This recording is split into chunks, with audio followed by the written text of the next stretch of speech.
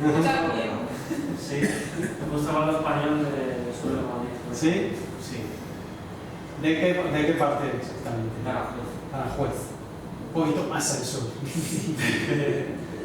Casi al límite con... Bueno, Madrid siempre ha sido Castilla, ¿no? Aunque digan históricamente. Y nada, yo sí que me he dado cuenta que habéis dicho castellano y yo en todos los créditos español. No sé si... Bueno, sí, podría ser español también. Sí. Y nada, y... Porque asocias la lengua a una entidad mucho más, bueno, es el Estado-Nación, cuando el castellano también se asocia al primer Estado-Nación, en su momento, cuando se hizo la unión entre Castilla a la nación y Aragón, evidentemente se eligió el castellano. ¿Por qué? Nuestra capital. Por reinar. Por La economía.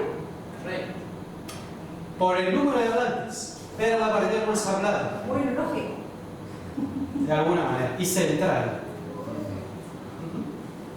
Es una de las estrategias políticas de justificación también de lenguas para oficializarlas o para darles la categoría, ¿no?, de lengua hegemónica, es el número de hablantes.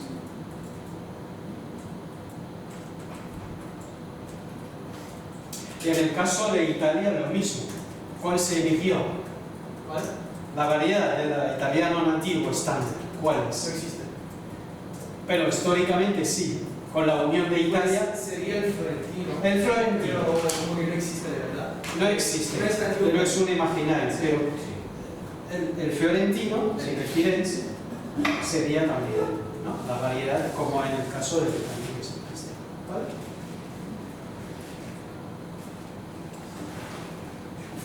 Y español, Inglés, he puesto el distintivo de las letras, ¿no? C1. sí, Sí, y luego ahora he fusionado A2. vale, Y un acento de A. muy bien. Entonces, lo que hemos hecho es una especie de diagnóstico. Eso es muy importante en la gestión, ¿vale? En cualquier gestión lingüística, el primer paso es hacer un diagnóstico sociolingüístico con unas encuestas que no son números, sino también datos cualitativos, ¿vale? De hecho, en la escuela, por ejemplo, cuando llega un niño o una niña, el error que se comete es poner en la encuesta qué lengua hablas. Y muchas veces se cae en el error de que algunas personas responden erróneamente porque dan datos que no reflejan las lenguas que tienen el repertorio lingüístico.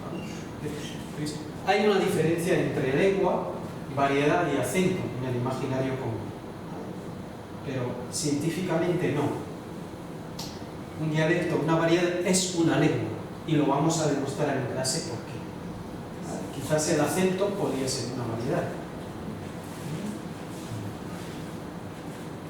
Y en el mundo árabe y en el caso de Marruecos vamos a ver que todas esas denominaciones fueron claves a la hora de justificar el modelo Estado-Nación. A la hora no solo de justificar el modelo de Estado-Nación, a la hora de construir el Estado-Nación moderno independiente. Bueno, que es una construcción, es una invención también colonial, ¿eh? Eso es muy importante. Como Egipto fue una invención colonial británica, el Magreb, el norte de África, fue una invención colonial francesa, ¿vale? Mucho más que España. Bueno, lo que hemos hecho es una especie de diagnóstico para, de alguna manera, hacer lo que hacemos realmente, lo que se debería hacer. Lo que debería hacer un Estado-Nación es un mapeo.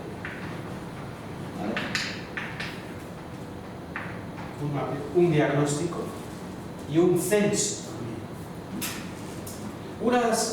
Una de las estrategias políticas que se usaron durante el franquismo para de alguna manera justificar la necesidad de reconocer o de usar, por ejemplo, el euskera y el catalán, es hacer mapeos y censos por parte del activismo lingüístico. De hecho, antes del régimen del 78, en el País Vasco había muchos censos de gente que iba preguntando de manera secreta ¿cuántas personas hablan el euskera? Sabéis que también que hay un debate en torno al euskera. Hay la lengua estándar que se enseña en la escuela y luego la lengua que se habla en las calles, que para ser hablante de euskera realmente deberías manejar y saber más bien el euskera hablado en las calles, no de las escuelas del Estado, ¿no? Pero vamos, es como el caso del árabe, ¿no? Si quieres vivir en un país árabe, te vale el estándar, sí, para leer y escuchar la música, pero si no sabes el árabe hablado, estás perdido, ¿no? Perdido. ¿Habías puesto el ejemplo del vasco y de...? El árabe, la variedad es el árabe que hay, No, digo en catalán. Sí, el tema del mapeo y el censo. El censo es un elemento clave de regimentación, es un concepto que vamos a usar en clase. La regimentación.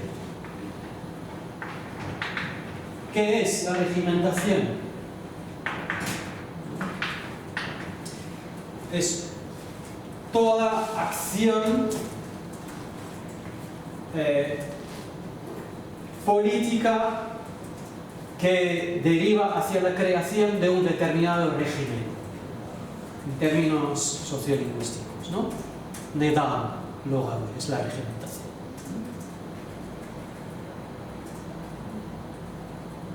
¿Y qué hace la política de la lengua? La política de la lengua intenta crear regímenes lingüísticos, culturales, étnicos, raciales, que al fin y al cabo son también regímenes políticos. Y también, de alguna manera, hay una economía de la lengua, hay también regímenes económicos asociados a determinadas políticas de la lengua.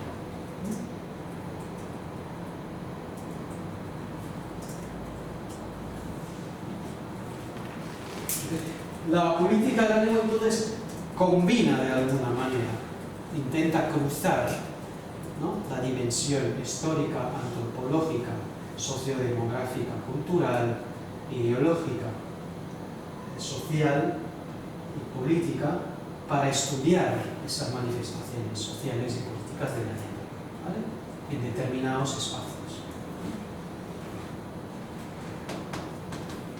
¿Habéis intentado, de alguna manera, escuchado de la palabra política lingüística, política de la lengua, language policy, ¿sí? ¿En qué contexto? Universitario. ¿Sí?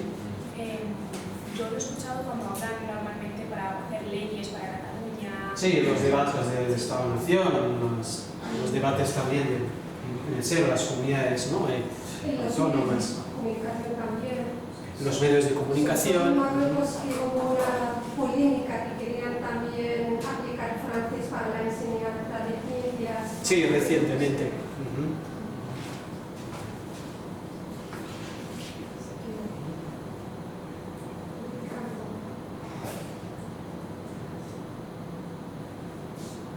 Entonces, ¿por qué es interesante en un máster como este estudiar la política de la lengua? ¿Vale? Es una cita de Thomas Riquento y Nancy Hornberger. Bueno, eso es un artículo que tenéis en Campus Virtual. Ellos dos dicen, ¿vale?, la sociedad humana, yo le diría más que la sociedad, la condición humana, no podría existir sin el lenguaje, sin las lenguas. Y lo vamos a ver, que también de cómo filósofos, grandes filósofos contemporáneos, hablaban de que la construcción de la condición humana, la lengua es clave, ¿no? ¿Qué nos dicen? Dicen que dado la sociedad humana está constituida de, por y a través del lenguaje, que eso es importante, no podemos vivir sin la lengua.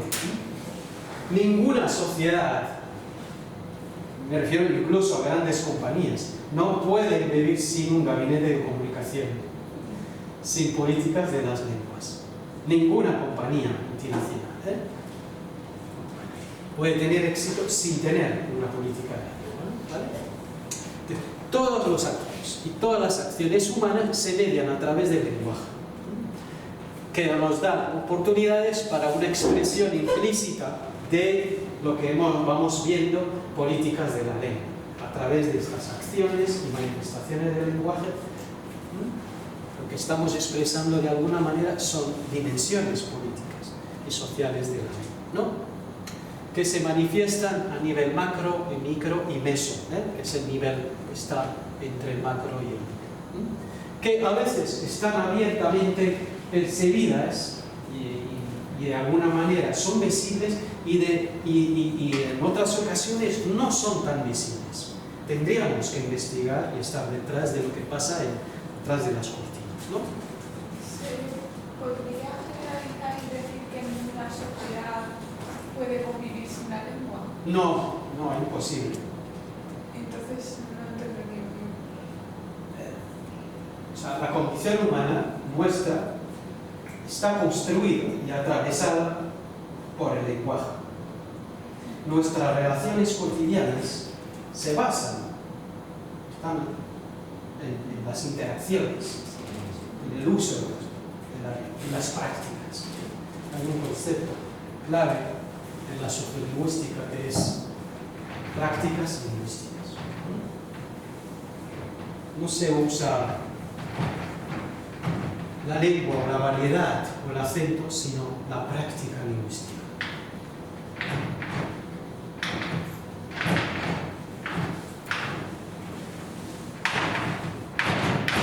¿Qué incluye la práctica lingüística? Es muy diferenciar mucho entre también grupos de personas, ¿no? Bueno, por ejemplo, tenemos una práctica lingüística familiar, con unos amigos. Exactamente, tendríamos distintas prácticas lingüísticas en función del contexto. Son como códigos sociales. En función del contexto. Sí. Son usos también lingüísticos. En vuestro diagnóstico habéis mapeado de alguna manera distintos usos a distintas variedades. Leer, hablar, escribir, esos son prácticas lingüísticas.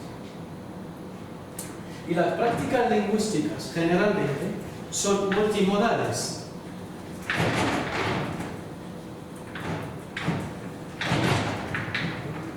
Cuando refiero a la multimodalidad, me refiero a que se podría usar Móvil, se podría usar la escritura, la dimensión oral, y luego viene el instrumento que usamos, evidentemente.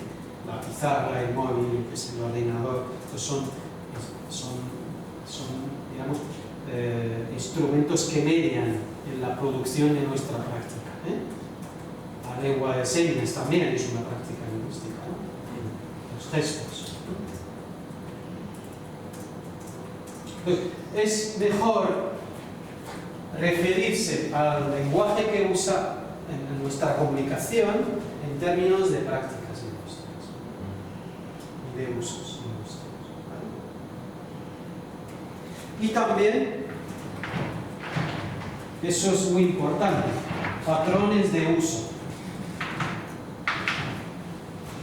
Los patrones de uso vienen motivados por el tipo de régimen que nos impone determinados patrones de uso. Que al fin y al cabo, un régimen lo que hace realmente, Nedam Logawi, lo que hace realmente es influir en nuestro comportamiento. Gabriel le dijo, yo por resistencia aprendí. Entonces, lo que ha creado él es un régimen propio de resistencia para de alguna manera crear un patrón de uso del napolitano. Los regímenes de la lengua también crean patrones de uso. Y los patrones de uso de la lengua se elaboran, se crean, se gestionan en distintos contextos espacios. Tenemos los aparatos de la Estado-Nación, la escuela, los hospitales, las universidades, los institutos. los clubes de deporte, ¿no? Ahí se crean patrones de uso, ¿no? Y luego tenemos otros espacios, la familia, el barrio, grupo de amigos, el activismo, movimientos sociales, ¿no? Estos también son espacios que crean patrones de uso de la ley, ¿no? O sea, que dependen del contexto. Exactamente. Una cosa, también se puede incluir la inclusión lingüística. Exactamente. La inclusión es otro nivel de regimentación, ¿vale? La inclusión o la integración también son niveles de regimentación, son modelos de regimentación que vamos a ver por qué se llama tal inclusión, ¿vale? Ahí os traigo una cita de Michel Foucault. Michel Foucault es filósofo postestructuralista, pero todos sus estudios realmente, sus temas que abordaba, la cuestión del discurso del lenguaje eran claves, ¿no? Ahí tiene un famoso ensayo que se llama Vigilar y Castigar, el nacimiento de la prisión, la historia del nacimiento de la prisión. Entonces, decía que la construcción de la humanidad opera desde formas de colonización, eso es muy importante, y relaciones de poder y saber, y como la politización de la vida a través de la biopolítica, pues otro nivel de gestión también, ¿no? Luego vamos a ver en qué consiste este concepto de la biopolítica, ¿no? Fue racializada, etnicizada, cuando yo hablo de raza y etnia es lo mismo, ¿vale? Donde la lengua está presente en ambas, la religión, la dimensión cultural también, ¿no? Quizás en Estados Unidos se habla más de raza y aquí vamos a usar menos raza y más etnia, ¿eh? Pero tiene sentido de utilizar la expresión de raza como alternativa a etnia. Sí, bueno, básicamente porque la escuela anglosajona usa más bien la racialidad más que la etnicidad, pero es lo mismo, ¿eh? ¿Son sinónimos? Sí. No. Bueno, en mi clase van a ser sinónimos. Cuando hablo de etnicidad, hablo también de la racialidad, donde la cuestión de la religiosidad también está presente. Quizás cuando se habla de la latinidad en Estados Unidos como una racialidad, la cuestión religiosa está menos planteada, menos presente, porque no hay, digamos, una diferenciación a nivel de religión, ¿no? Entre la población, diríamos, latinoamericana o incluso americana de origen latino y la población local americana, ¿no? Por el tema de la confesión y todo eso, ¿no? Y la fe. En cambio, cuando se habla de la racialidad en Europa y se refiere, por ejemplo, a las comunidades árabes o de origen árabe musulmanas, la cuestión de la religión es clave, ¿no? La racialidad está muy atravesada por la religiosidad, ¿no? Porque se crean niveles de diferenciación, ¿no? Entre nosotros y ellos, ¿no? A nivel religioso, quizá a nivel lingüístico también. En el caso de Estados Unidos, la latinidad tiene una dimensión mucho más cultural y lingüística, ¿no? Que religiosa. Pensé que el término raza se refería exclusivamente a lo físico, a la técnica. Luego vamos a ver realmente qué es raza y qué es etnia y qué es la racialidad y dónde está la lengua, ¿no? en ambos conceptos, ¿no? Que puede también ser un factor muy importante en eso de la política lingüística. Por supuesto. El estatuto, ¿no? El estatuto social, como el caso de que la gente Exactamente. que vea más alto, por ejemplo, Marruecos emparenta hablar francés para calentar, que tienen un nivel social para diferenciarse del pueblo, digamos, de la gente más... Sí, la cuestión racial es un elemento clave en los procesos de regimentación lingüística. Sí, entra en eso, ¿verdad? Entra, por supuesto. Ya vamos a ver que es el tema 5. Y luego no solamente en el tema 5, lo vamos a ver también en el tema 2 cuando vamos a tratar la cuestión de cierta y menillo. De usos lingüísticos, ¿qué puedes decir? De usos lingüísticos son las prácticas que tenemos en la lengua. Un uso es una práctica de la lengua que podría ser escrita oral, o multimodal, en el que podrías incluir también todas las otras manifestaciones, ¿no? El lenguaje de señas, el gesto, la comunicación no verbal, también es uso de la lengua, ¿no? Hay todo un aparato también teórico sobre la comunicación no verbal, ¿no? Los gestos que usamos, ¿no? Y por qué lo usamos, ¿no? Entonces, la lengua es clave en la historia de la condición humana, ¿vale? Y media bastante. Lo que nos interesa en esta asignatura es ver también el concepto de la desigualdad, cómo se construyen las desigualdades a través de la gestión lingüística, ¿no? O a través de políticas de la ley. ¿Qué tipo de desigualdades crean las políticas lingüísticas? Cuando hablo de desigualdades sociales, económicas, políticas, y raciales, por supuesto. Y lo digo esto porque pocas veces se aborda este tema de las ciencias sociales, el papel de la lengua en la construcción de las desigualdades. Lo que vamos a intentar ver en esta asignatura es mapear estas desigualdades estudiando, analizando la política de la lengua a partir de estudios de caso, ¿no? El tema 2, Marruecos, y luego España, familiar, y el tema de la raza, ¿vale? Entonces, vamos a ver la diversidad, el concepto de diversidad, cómo en torno a este concepto se crean modelos de gestión. Vamos a ver estos tipos de modelos de gestión que podrían plantearse, que podrían, digamos, tener cabida en función del contexto y en función de las condiciones materiales y históricas de un determinado espacio, ¿no? Como podría ser un estado, una región, una escuela o una ciudad, ¿no? Vamos a hacer también diagnóstico, ¿no? A partir de estudios de caso. Vamos a ver tipos de conflictos que se crean también a partir de regimentación, qué tipo de conflictos crea la política de la lengua, cómo se resuelven estos conflictos, qué respuestas dan, no solamente en la política de la lengua, sino también el derecho, la antropología, la sociología.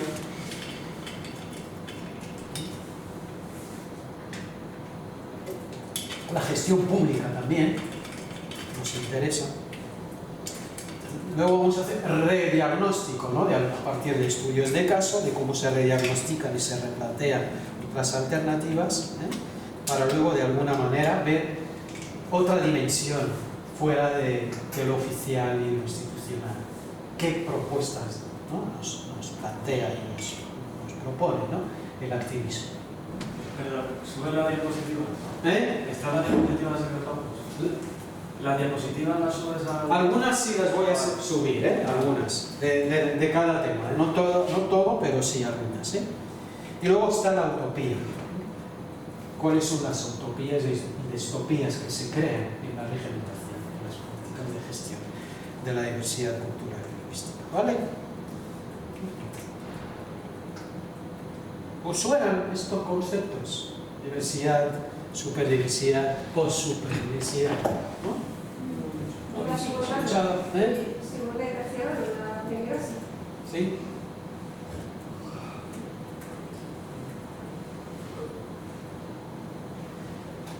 Cuando decimos diversidad, lo primero que nos viene a la mente.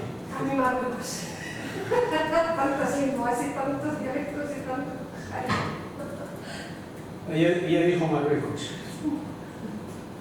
Que territorial o geopolíticamente es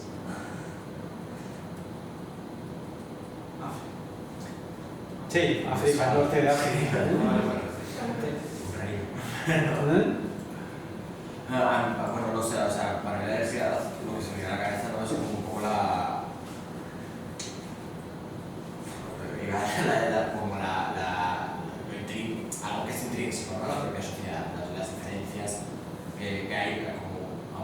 niveles. mucho más amplio, Más ¿no? allá de la lengua, quiero decir. Más, ¿no? sí, más allá de la lengua. Sí, diversidad cultural, diversidad sexual, diversidad sí, fenotípica, ¿no? Va más allá de la Sí, lengua. la diversidad está en todo. Claro. Está en lo que comimos también. Pero generalmente, desde, digamos, desde un ojo, diríamos, occidental, eurocéntrico, cuando hablamos de diversidad, lo primero que nos viene a la cabeza. Asia y África. Exactamente. En el sentido común, cuando se habla de diversidad, se habla de el sur global, Sí. ¿no? En el imaginario, ¿no? No es, digamos, una representación, digamos, correcta ni acertada, pero en el imaginario común la diversidad se asocia a territorios que se asocian a llamado sur global. Que este sur global geopolíticamente fue ex colonia de Occidente, ¿no? Generalmente, ¿no? Entonces, la diversidad generalmente se asocia a Asia, África, Latinoamérica. Sí, sí. Es como nosotros, occidentales de América, Canadá y Europa y todos los otros. Sí. En general. Lo digo porque incluso la razón de ser y existir de este campo de Language Policy, que es una disciplina que emergió en contexto postcolonial, justo en los años 60, emergió justo en Asia y África, para estudiar países que emergen después del proceso colonial, se independizan y que necesitan de alguna manera una gestión de su diversidad lingüística. Porque los modelos de Estado-nación europeos, la gestión no es tan complicada ni requería mucha más gestión que en estos países. Dado que en el imaginario común el Estado-nación moderno, eurocéntrico, occidental, europeo, blanco, es monolingüe, monocultural y con todo lo que implicaba ser, ¿no? Y único, homogéneo, exactamente. Entonces, esa es la idea de dónde viene el campo de la política lingüística, ¿no? El Language Policy. Nació justo al estudiar el caso de la India, por ejemplo, un país con no sé cuántas lenguas, que después de independizarse tenía que elegir una lengua oficial y luego ver qué hacer con las otras lenguas. Nigeria también, donde se hablan más de 200 lenguas, ex colonia británica. ¿Qué hacemos con el inglés nuestro y con Argelia, Marruecos? Todos esos países, México, ¿no? También, un país con mucha diversidad, ¿no? Lingüística, Bolivia, ex colonia española. La idea de Language Policy se asocia al sur global, no a Europa ni a Estados Unidos, porque son estados modernos que llegaron a niveles de homogenización, ¿no? Donde el tema de la lengua ya no plantea problemas. Según el Estado-nación, ojo, pero siempre ha habido y hay problemas, ¿eh? Hasta España, de hecho, España está hasta pero es polémico de actualidad política en las últimas décadas. Sí, sí.